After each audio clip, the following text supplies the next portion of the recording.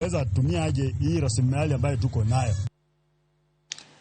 Nen mor maduong' alwora malutugu kachung'od bura ma Kanduyi toka nowe thuolo mama Pamela na Simiyu Makoha kowuok otwech mar mine ma Bungoma. Pamela notwe kuom higni 3 kod keth mar kuo marang'enge. Kanowuoyo gi jofwambo, afisa mar twech mine ma Bungoma Phyllis Wafula nowacho ni higni 3 mane mama Pamela otwe noyudo puonj mar tuang'o lewni kendo en gi lony moromo.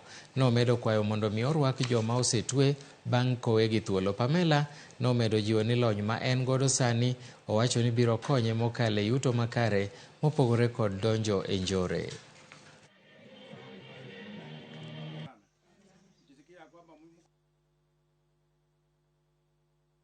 Nina furaha tele mamangu amekuja leo. Rija nilikuwa miaka 3, mimi na wadogo wangu tumesumbukana sana. Kusumbukana yenye tumesumbukana kwenda, mimi ndio nilikuwa mkubwa hapa. Na mimi nilitangulia nikapata familia mapema kwa sababu mama vile alipotuacha hakuna vile ningeishi bila mke.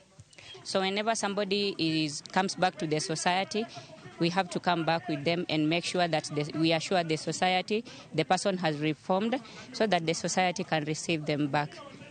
Yes, and we also try to advise people not to be bringing all matters in court. There are several ways of solving disputes.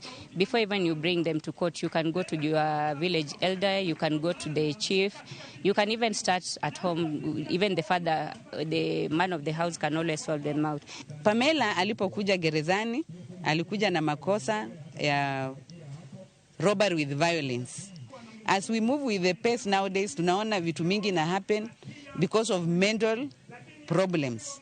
Watu wamekuwa na shida ya mental, na sasa tunataka tuanze kujua tuna arrest from which corner so that tuweze ku cap up these crimes. Kama ni za mental, tunaanza